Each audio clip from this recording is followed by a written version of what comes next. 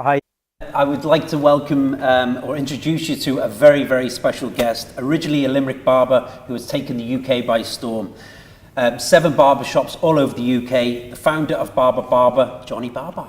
Welcome. Hi Paul, how are you? Very good to see you again. Thank you very much, and you? We've already had a conversation many months ago in Barber Connect. Barber Cut, Barber Cut in Dublin, yeah. And we had a good chat there as well. But look, tell our viewers, thanks for coming over anyway. Look, I know you're a busy man. My pleasure. So it's always nice to come home though, you know, so very good. It's nice to get away from the madness for a couple of days at least, you know. So how did you feel about Dublin winning yesterday? Limerick won 2 weeks ago, so that's, you know, it softens the blow, but you know, 4 in a row, you can't really ignore it, you know, and you have to give them respect where respect's due, you know. Very good. It's a fair play. I had to listen to Sam Donnelly all day, but did you? Yeah.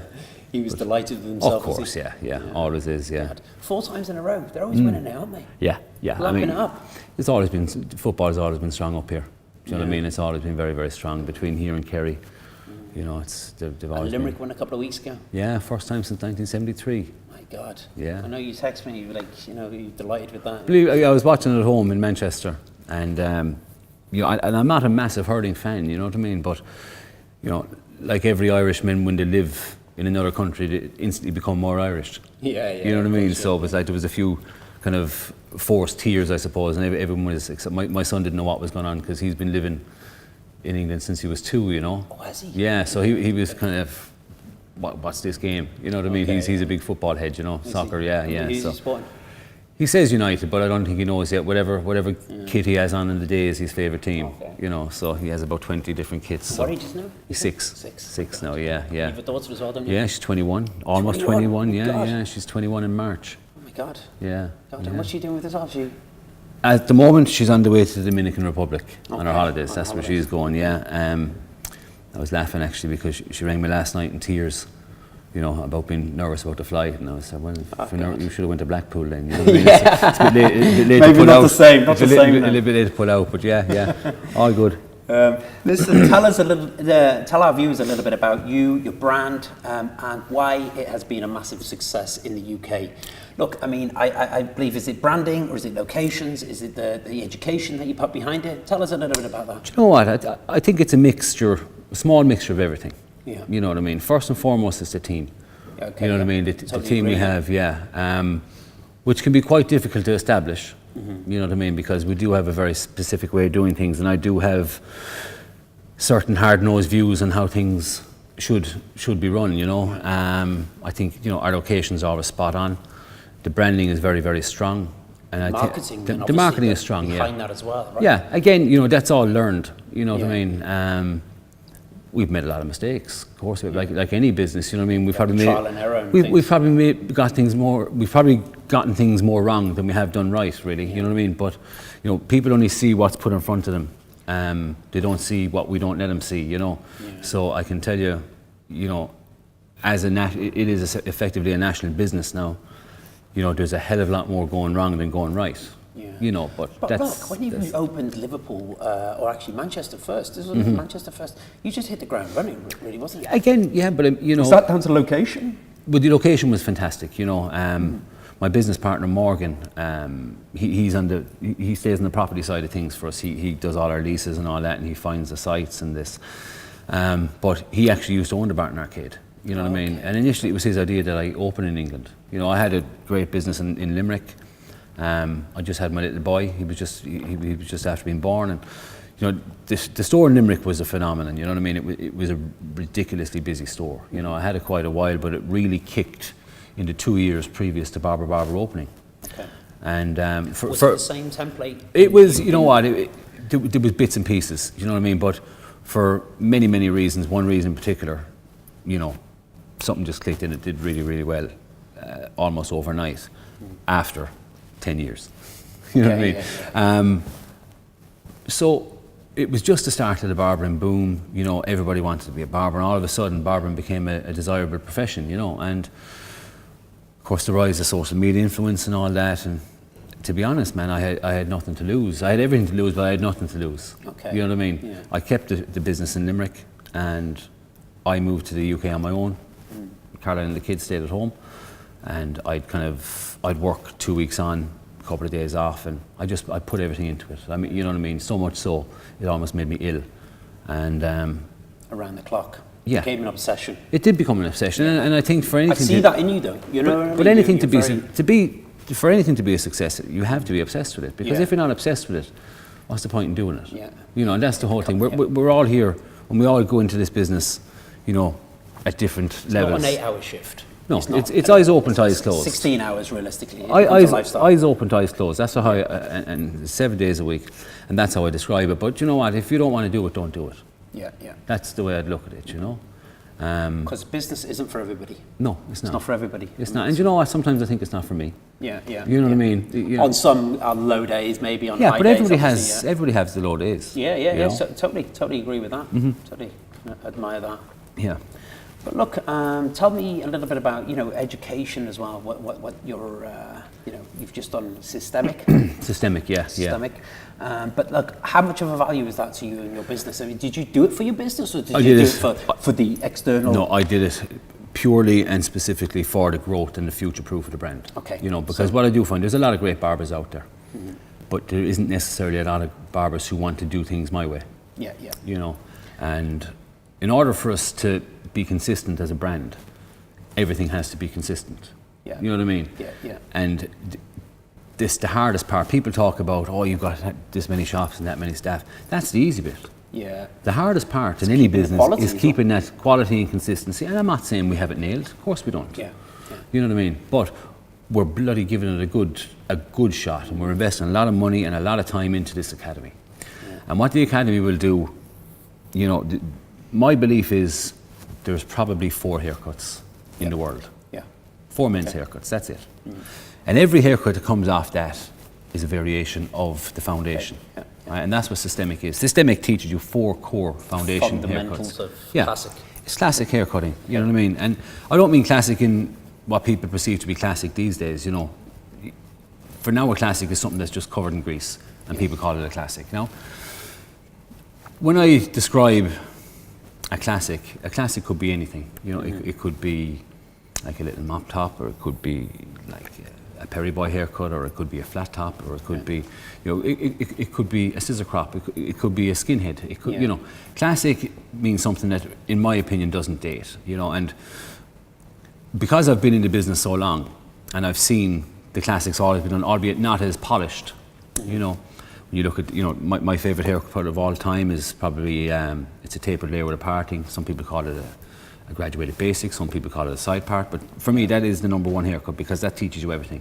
Okay, it teaches you how to layer hair correctly, it teaches you how to build weight, it teaches you how to reduce weight, it teaches you how to refine weight with your scissors over comb, it teaches you how to appreciate shape, it teaches you how to appreciate aesthetic. And I think if you nail that haircut, every other haircut becomes a little bit easier to learn. So with systemic, it was almost like a eureka moment, and I was thinking to myself, you know, I've been cutting hair for so long, and I was thinking, I'm doing the same thing. I'm doing the same thing all the time. You know, every haircut I do is the same, but it's just a different variation. So, you know, it's just a difference in the elevation, it's a difference in the proportion, and it's a minute difference in the finish. So I thought, right, if I can kind of figure out a way to teach these 4 haircuts, I don't like to say teach, but to show these 4 haircuts and show the variation, and show that there's very, very little difference in the technique to achieve a different look, then I thought I could be onto something. And it's not for fanfare, and it's not to make £1 billion as the next big thing. It's like, right, I take on these apprentices and I show them this is how we do it here. You know what I mean? Yeah. And if we learn this, can I just weigh in there for a second? I think even just offering that solid, grounded education just attracts way more people to come to you as well. Yeah, I think it does. But the thing is, not everybody offers it. But it's not a glamorous. You know, for me, it's not a glamorous method of barbering. But it is what people want, and I do strongly believe I do know what men want. You know what I mean? And I'm very long enough now. I'm bloody good at it. You know, and I know how to run a barbershop. You know what I mean? I think I know better than a lot of people how to run a barbershop, simply because I've made so many bloody mistakes. You know what I mean? And that's the thing. And like I have a big mantra. And I look from the opposite side. I look at say you've done a lot of good rather than mistakes. Yeah, I don't know the mistakes, but I just look from afar and go, my God, you've done so well. So whatever you're doing it right. You know? But I think everyone is their own worst critic, and the thing is, I think you have to be.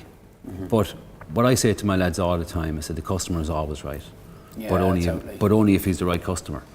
Yeah. So I believe you have to set out your stall very, very clearly. You know what I mean? This is what we do. This is what we offer. Yeah. You know what I mean?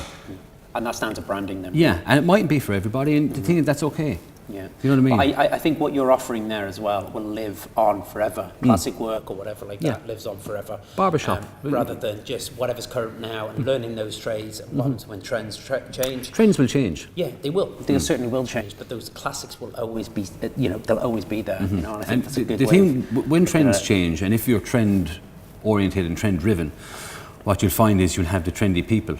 Now, trendy people go to trendy places. Yeah. And trendy places don't stay trendy for long. That's very true. You know what I mean? So you lose the trendy people, and you just get, all you do is you just get a sea of trendy people every 12 to 18 months, whatever it is. Like, most of our clients stay with us. Yeah. You know what I mean? When somebody moves on, staff members like that, percentage go, but most people come to the shop. And the thing with Barber Barber was, I always wanted to set it up in a way that it can function without me. Yeah. You know what I mean? Because when I had my shop in Limerick, every time I took any bit of time out, I'd work 2 or 3 weeks straight in the UK, and then I'd come back and I might work a week in Castletroy, and I found it was getting quieter. Not for any reason, but it was built so strongly around me. Okay, yeah.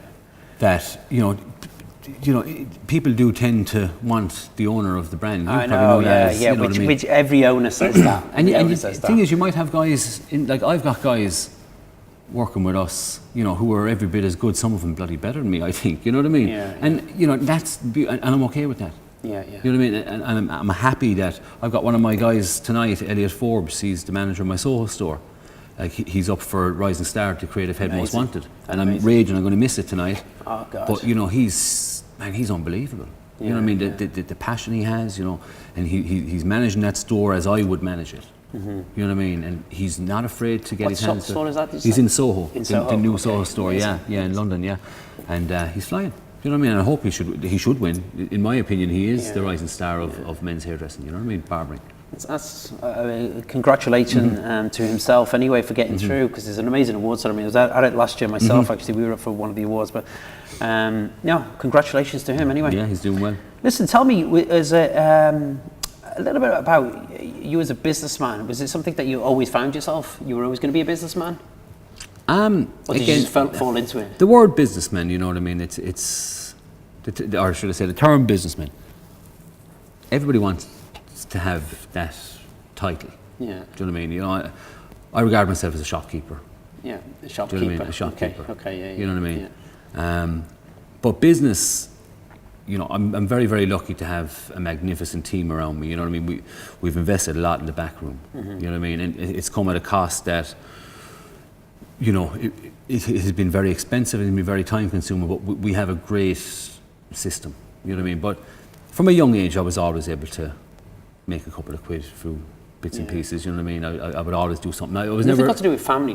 Your family were in the barbering, weren't they as well? No. My dad was in the army. Your granddad?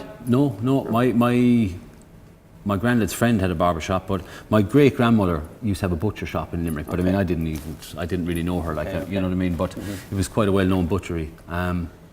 But for me, I was never afraid of work. You know, that was the thing. I was never one for lessons. I was never one for a classroom. I find it very very hard to learn off a book. I can learn by doing, I can learn by seeing, I can learn by watching, but from a book, it goes out of me, But what I do have, I've got a very, very strong work ethic. Yeah. You know what I mean, and a big drive and a big will to succeed. I can see that though. I mean, I think everybody can see that. And to be honest with you, 7 shops, and you have the lay right distribution as well. So you're not afraid of work. No. Tell us a little bit about lay right. So you're a European distributor for that? Yeah, through barberproducts.com. Through Barber Barber. Through Barber. Through barberproducts.com. Yeah, that's a little plug. Yeah. So again, that was something that I started probably 2 years before I started Barber Barber. And again, it was looking around and, you know, seeing What was good? what was good. And, you know, there was one particular brand at the time was very, very strong, and everybody had it, and then there was all these little bits of brands. But what fascinated me about Layrite was it was unashamedly masculine. Yeah. It was unashamedly masculine. Love the packaging. You know what I mean? And Think about it. balls out, I picked up the phone. I rang the barber shop in Santa Monica. Did you? I did, yeah. And I said, yeah, could I speak to Donny Hawley, please? And the man started laughing at me as if Donny doesn't talk to people on the phone, you know. I said, all right, yeah, I'll ring back. So I ring back again. Yeah. And again, no, man, Donny doesn't ring. So eventually I found an email address, and I emailed them, and, I literally said, I want to be the distributor in Ireland. That was it. I hadn't a fucking clue what I was doing, right? All I knew was I wanted to do it. I figured out how to do it later. Those guys would go with somebody that's kind of has other products, maybe. Yeah. But We had other products at that stage. No, I didn't. Okay. True Barber Products was didn't even exist. Okay. I didn't even have the name for it, but I knew I wanted to do this, and I knew I'd be able to do it, and I knew I'd learn how to do it. Yeah, you know of what I course, mean. yeah. You'd find a So way. eventually, I got a message from Don, and he set up a phone call and the whole lot, and I said, right, this is what I want to do, and I had $7,000 in the bank. You know what I mean? I was just after doing up the shop. My son was just born. I had $7,000. And I literally said to my wife, listen, like you just imagine, new baby on the phone. I said, right, I'm going to buy £7,000 worth of this product, and I'm going to put it into the boot of the car, and I'm going to drive around Ireland, and I'm going to sell it on my day off. Yeah. That was, for me, that was how I was going to do it. Yeah. And my wife's a very, very, very unbelievably supportive woman. And she goes, all right. And the way I saw it was, well, if I can't sell it, then I can sell it in the shop. And it might take me 5 years to sell but you'll sell $7,000, it, but I'll sell it. Yeah. But I found, actually, Sam Donnelly was the first guy to buy it off me. Sam's barber shop in Dublin, yeah. Very good. And me and Sam are still great friends today. So fast forward a couple of months and the whole lot, and I sold the $7,000 worth in a month. Then I bought $14,000 worth, and then I bought $20,000 worth, and you know, it just went on and on and on, and it's quite big now. It's still based out of Ireland, and I have a guy. It's still based out of Ireland, is it? Yeah. Well, I took on a partner before I opened Barber Barber because I knew I wouldn't be able to do it. So that my partner in Ireland, Jim, he runs the business, and I literally kind of just look out for other products now, because we have quite a few other products online now. Okay. And what are the products? We have Victory Crown, and we have Victory Crown. We have another one, a new Australian one. You have me on the spot there. Urban Pirate. Urban Pirate as well. Okay. Yeah, and we have ADH. And you distribute these all over Europe? All over Europe, yeah. Amazing. We have sub-distributors in Russia, Finland, Sweden. It does quite well. Amazing. Well, yeah. Listen, I know the guys are wanting to get set up here for the class. Tell us a little bit about what you're going to do today in today's haircut. As I said, I'm going to do a little tapered layer with a parting. Again, probably my all-time favourite haircut. It doesn't date. Yeah, it doesn't. And you know what? It's professional. It's cool. It can be worn loose. It can be worn slicked back. It can be worn wet. It can be worn dry. You know, and again, it teaches that discipline. You know what I mean? And that's what I love, the safety of technique. Yeah, and he's a great model as well. He's got great hair. Great hair, Seeing him there now. So listen, I mean, I could talk to you all day. I swear to God, it's always a pleasure to talk to you. You inspire me loads because I mean, I watch you from afar and just see what you've done and achieved. It's amazing. But look, if you haven't got a ticket, you can go and get a ticket now on hairdressing.live.com and watch Johnny's live class. Thanks a lot for everybody tuning in and watching, taking the time to watch this. We will see you all at 2:30. I'll see you then. Thanks a lot, Thank Johnny. you. Thanks.